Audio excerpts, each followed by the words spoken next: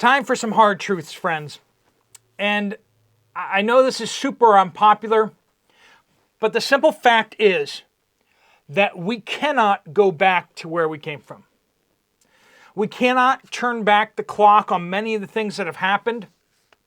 And some of that's self-evident, right? The massive federal deficit. I think we all kind of realize that we can't make that go away. I mean, yeah, theoretically with enough budgeting and with fiscal discipline and all that kind of stuff like that, but really the numbers are so astronomical, it's not really possible. We're going to talk about some of the things that the world will not let us go back. We've had capital that we've spent. We've had the goodwill of the world that we have abused enough times that the world's never going to trust us again. You know, newly birthed United States, who is the shining beacon of freedom, that is not us anymore. The world has been introduced to who the CIA is. They've discovered what the FBI is all about, just as we all are. And the empire of the United States, if we can somehow extend this, which I'm skeptical of, even if we can extend it, we cannot repair and replace these things. We're going to go over a few of the ways in which we've burned bridges. We've burned some really bad bridges that just really can't be rebuilt easily. Maybe with decades of proper leadership, maybe.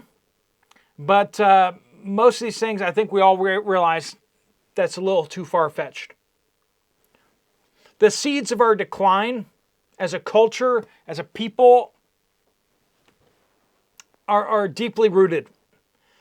And the simple fact is that we have almost as many people taking as are producing. Now that sank at least one political career, someone talking about that, right? But that's the truth.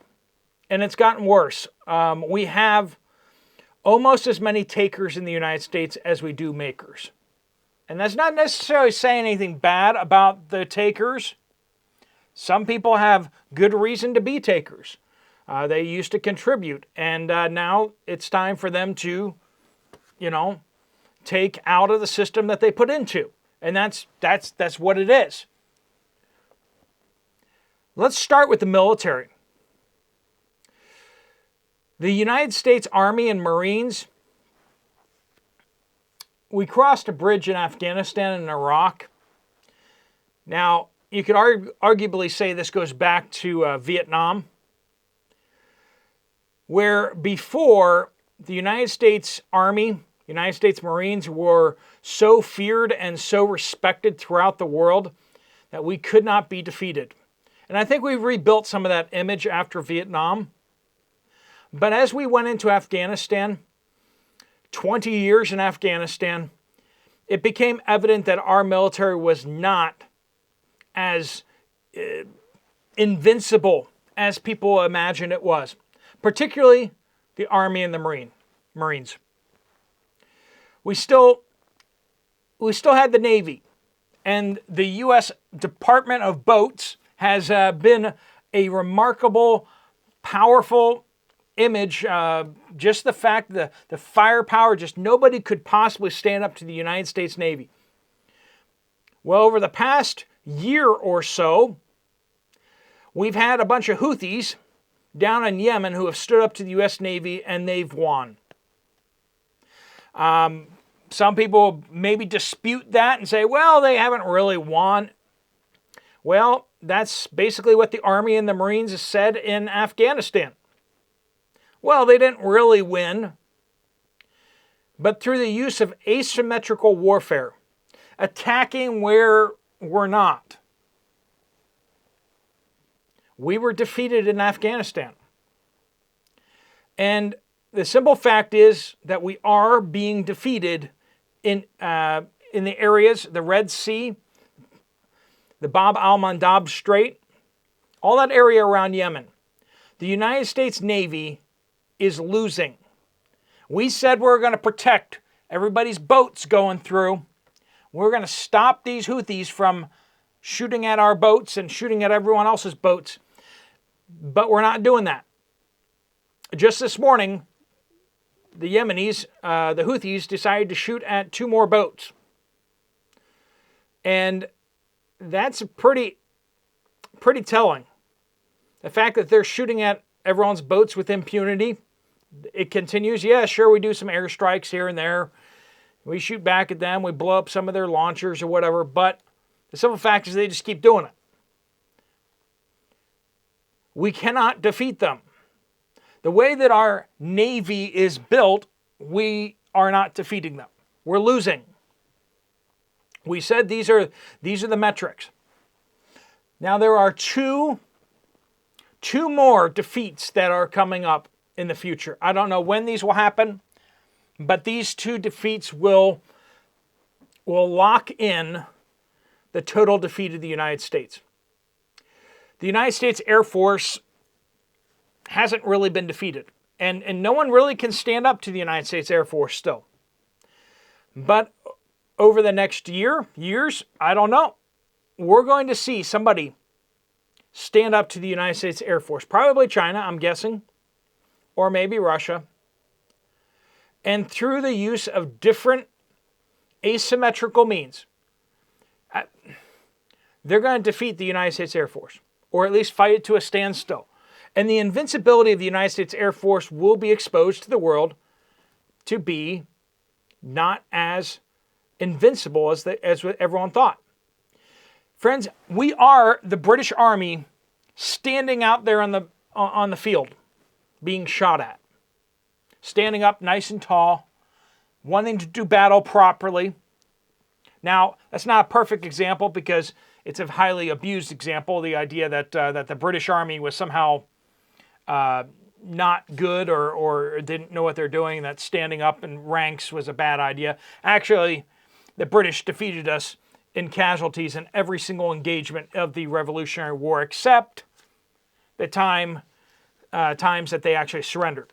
The only time we ever actually defeated the British was when they surrendered, because captured soldiers count as casualties. Every other engagement, the United States lost more men in every conflict. Lexington, Concord, we lost by numbers. But the idea was that we cut them and they bled. And now we're the British Army. We're the Redcoats. And we're fighting properly, and we're expecting everyone to come at us right at our face. We designed these stealth fighters and stealth bombers, super expensive. Russia is like, we can't compete with them on that. So we're just going to spend a fraction of the amount of money, and we're going to build really good surface-to-air missile batteries. We're going to design surface-to-air interceptors that are just really, really good. Because that will be a whole lot cheaper than us trying to build stealth fighters and stealth bombers. And so that's what they did. And so for a massively fraction, like 1/100th of the cost of our stealth fighter programs, they invested in the S-300, S-400, S-500 systems. Now, are they as good as the Patriot systems? Probably not. I think we're seeing that they're probably not as good. But the simple fact is like they spent a heck of a lot less money on those than we did on the Patriot systems, right? So this asymmetrical, this looking at the problem and approaching it differently. The United States Air Force is going to fail one of these days, whether it's around the skies of Taiwan or whether it's in a direct confrontation with Russia, where our stealth fighters may go into surface-to-air missile batteries and either get fought to a standstill or get tore up. But it's inevitable. Sooner or later, our invincibility will falter. And then that leaves the second thing that needs to happen, and that is the failure of our nuclear forces, our nuclear missile forces. We have that era of invincibility that nobody can touch the United States because we have these nuclear weapons, and that's just that. It's just the invincibility of it all until someone challenges that and is able to defeat our missile forces. And that will be the end of the United States military, and quite frankly, might be the very end of the United States. But not only are we talking about military, but we're also talking about the dollar. The dollar is so very critical to the U.S. empire. This is how we pay for all the stealth fighters and stealth bombers that source its parts from like 15 different countries, and just these things are so ridiculously expensive. We have a drone that cost over $200 million. A drone. A remote-controlled aircraft that cost $220 million. That's crazy. That's just mind-bogglingly insane. And we have a whole bunch of those $220 million drones all over the place. It's absolutely insane, but we can pay for that because we're stealing value from everyone in the world by using the US dollar. But other countries are done with that. We've kicked Russia to the curb, and we've kicked them off in order to punish them from the dollar. And they've said, okay, we'll just do it our way. And they're doing actually quite well. Then there's China, who is getting more and more frustrated with the United States and our insistence of using the dollar as a weapon against their banks. And they're just about done with it. And they're rapidly working with Russia to work on alternative payment systems through the Brics plans. And India is getting super frustrated with the United States too. India has said basically to the Brics countries at large that they are on board with having an alternative payment system between countries. India. So when we start talking about the fact that half the world's population is done with the dollar, we should be paying attention. Because the dollar being the main way of transferring value from country to country, we've burned that bridge. And I don't think we can go back. Can we repair that by electing the right person? I don't think so. You get Donald Trump in there, and these countries are still going to be getting off the dollar. They've seen us use the dollar as a weapon, and they're not going to let us do it again. They're not going to let the next person who has that cool idea.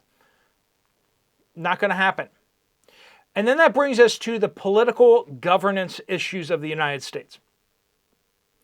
We got three main issues here. The bureaucracy of the United States. Basically the red tape.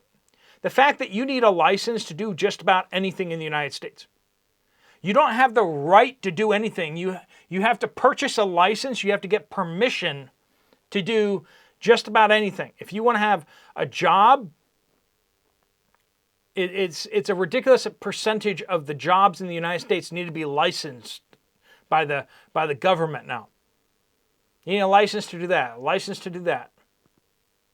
And while I get the idea behind it, the simple fact is that you don't have a right to earn a living anymore. You have to apply for the privilege of being able to work.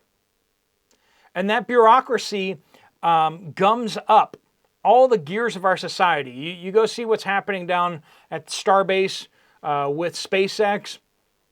They can't get launch permissions from the FAA because the FAA is just deciding that they don't like Elon Musk, and so they're just holding up the launch permissions. Sure, they're trying to do some crazy stuff, but it's like, oh, well, you're emitting polluted water.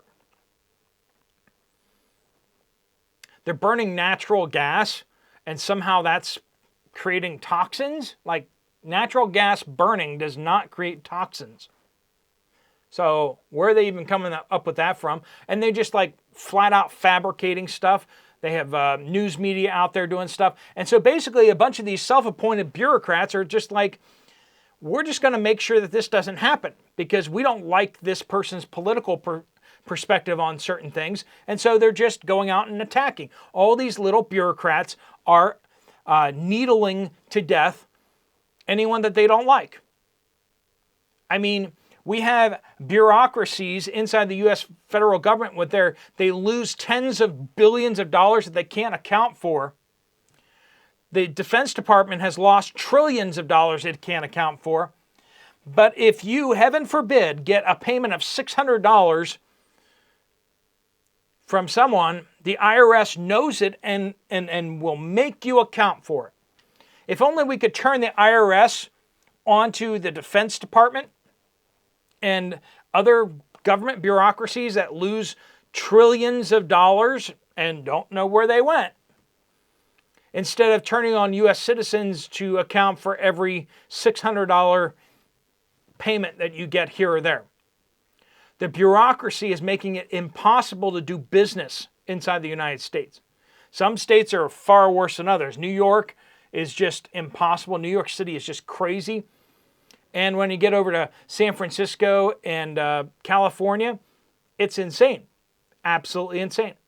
But not only is it bureaucracy that we can't really turn back the tables on very easily, it's the legitimacy. The legitimacy. Do you trust your government?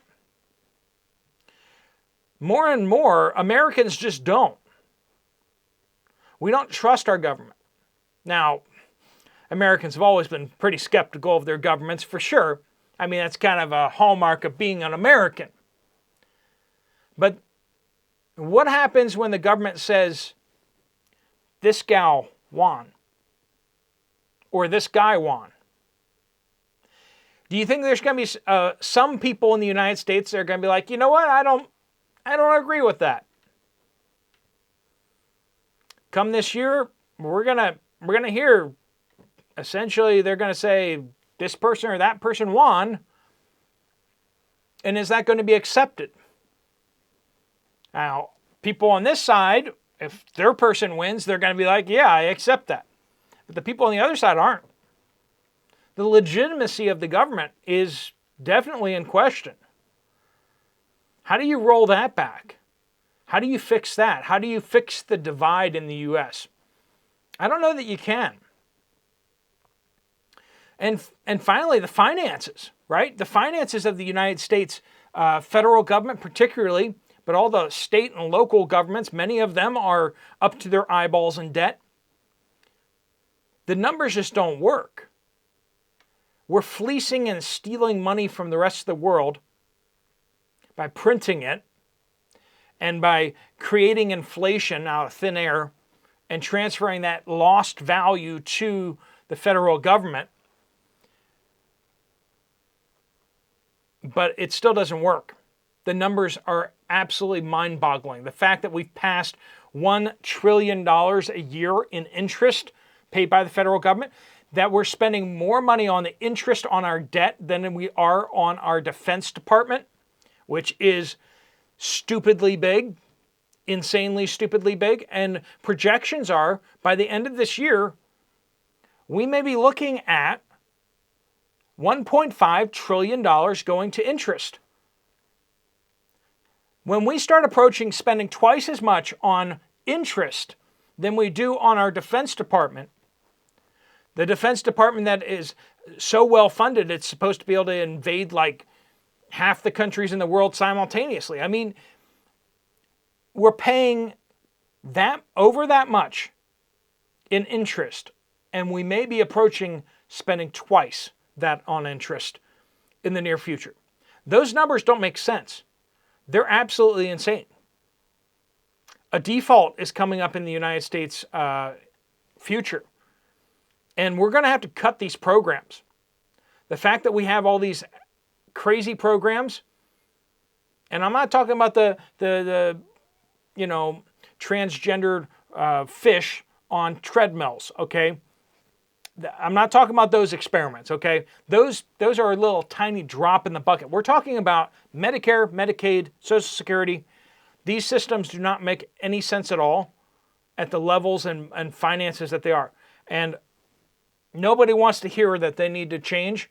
But I mean, when I look into the future, and I look at my retirement, there's a reason why I talk about silver and gold, is because I know for a fact that Social Security will not be there for me when I get there. It won't be. If it is, it's going to be such chump change that I'm never going to get nothing from it. And if the federal government is going to mess up those programs, I mean, it already has. They're going to be defunct soon. And that's just a simple truth of it. We've dug ourselves into a hole, and then we've collapsed the hole in on top of us, and there just is no escape anymore. We cannot go back. So what do we do going forward? We're going to have to adapt to a new order of things. We are not going to be the top dogs in the world anymore. When we can't even afford to keep the lights on, we're not going to be able to be being the world's policeman over in Yemen and Afghanistan and all those other places. We're going to have to be dealing with two places. Canada and Mexico are two borders. That's going to be as far away as we can think. That's what most countries are like. Most countries can't deploy troops to the other side of the world. And they don't need to. Why? Because the stuff that's happening on the other side of the world has absolutely nothing to do with them. And the United States is going to have to learn that too. We've had a whole bunch of lessons, and we still haven't learned that. We have politicians that want to send our troops to all sorts of places. I don't know. Politicians just never can seem to get enough of war and the military-industrial complex's campaign money. Friends, things are going to change, and we need to be preparing for the new world order, the new way of things going to be. I'm not talking about some shadow government thing. I'm just saying that the world is going to be different, and the things that we think the way it should be won't be. The way you think things should be priced at the store, the idea of having cheap Chinese goods and cheap goods from overseas is going to be very different. When the US dollar collapses, stuff's going to get a lot more expensive from other places.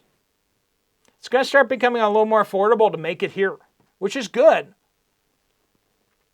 But it's going to cost us a lot more. Are you prepared for those shifts? Are you prepared for those changes?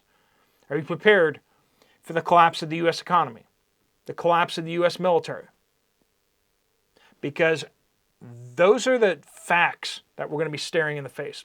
I hope you're having a good Labor Day weekend. Hopefully you're getting some rest. Hopefully you're kicking back and watching a video here. Hopefully you're accomplishing things around your home, getting more prepared. And there's not a lack of hope, but the idea that things just won't change is a mentality that we're going to have to get rid of, that we can go back to where we were. No, we need to go forward to where we're going. And we may not want to go there, but we're going to have to go there nonetheless. All right, friends, if you want to check out another video from this channel, there's one up here. Thanks so much for watching. Steve Poplar of the Poplar Report, out.